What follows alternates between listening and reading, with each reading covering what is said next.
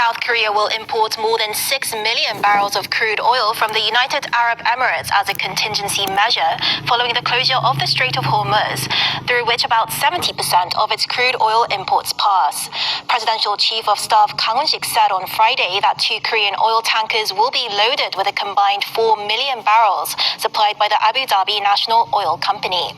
Ganito kumilos ang mga taga-ibang bansa, lalo na ang South Korea. Nag-import agad sila ng 6 million barrel of oil, crude oil. The chair hears none.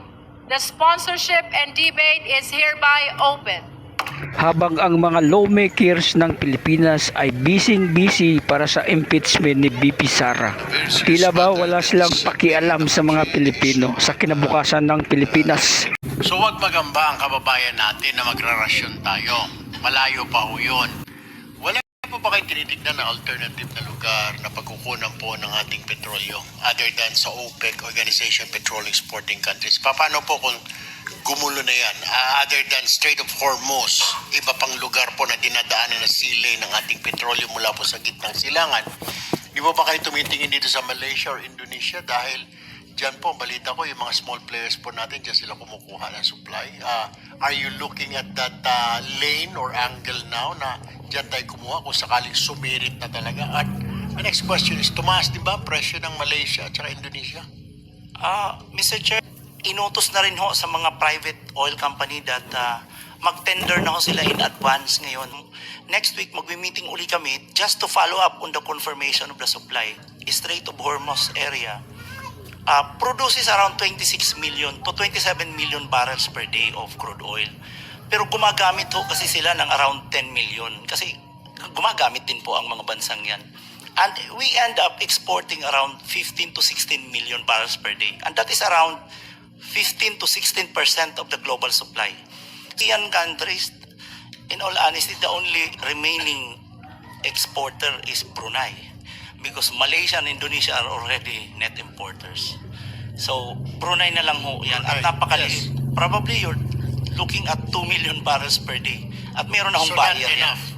May buyer na po yan. So are you saying, Director Rino, wag naman, God forbid, pag umabot po ito ng matagal pa, ng another, hindi lang 4 weeks na 8 weeks na tingin ng DFA, umabot po ito hanggang Hunyo, Hulyo. Paano na lamang ho? Well, ang una ho, merong ngayon nasa report to kasi na kayang mag-expand. Historically kasi taas ang US supply. May nakikitang gap ngayon na spare capacity ang US but only around 800,000. Now Russia has returned from before around 2 million ang spare. Ngayon medyo tumaas na siya. Ang natitira na estimate sa Russia would be around 400,000 barrels. So that totals to 1.2. A few of, like in Africa, probably you just tignan ko lang ang data, sir. Pero probably, nakita ko mga 4 na bansa, probably total like 400 to 500,000 additional. Asia, again, Brunei, 2 million, wala na po tayo. Ano?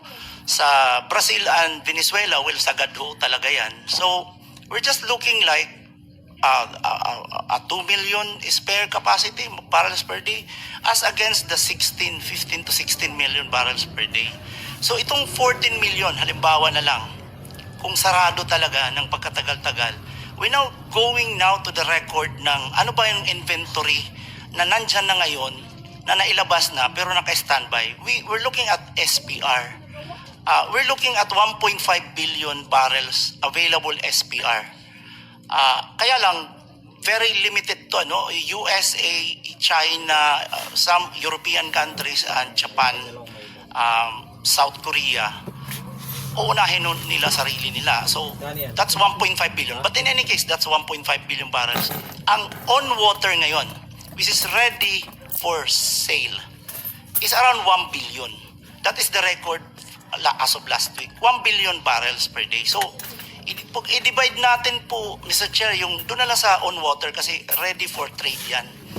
Kung i-divide ho natin ang 14 million, you end up like 70 days more of supply. Sagad-sagad ho yun. Kung wala hong lalabas na 14 million. So 70 days. Yes. And after that 70 days, magre-resort po ba tayo sa rationing? it's not only us. It will be the No, kaya All wala akong countries. pakialam sa ibang bansa. Tayo po rito. Oh. Magrarasyon po ba tayo? Napakadami po nating sasakyan dito. Mga kababayan natin, mga nagmumotor. So, we will have to ration. Kinita niyo po ba yung sitwasyon na yan na pipila tayo sa mga gasolinahan at meron na lang mga coupon na ibibigay sa atin na itong ang ration mo for 1 week. Ito ang ganito ration mo for 1 month. Meron po bang ganun possibility? Have you looked into that? Mr. Chair, palagi ho talagang option na po yan. Nakalatag na ho yan sa contingency plan. At before we attempted that before, yung exercise na yan na merong rationing, pero that is really part of the demand side management. Kaya nga sabi niyo ho ngayon, ilan lang ho ba ang reserve natin? May reserve tayo sabi mo. Hanggang kailan? Ang nandyan ho ngayon is around Ilang araw? 50 days nga 50 ang days. atin. Opo. Pag naubos po yan 50 days, yung gera tumuloy-tuloy po, sumobra na 50 days. Ano pong option natin? Magrarasyon na ho ba tayo? Ngayon ho, O hindi pa?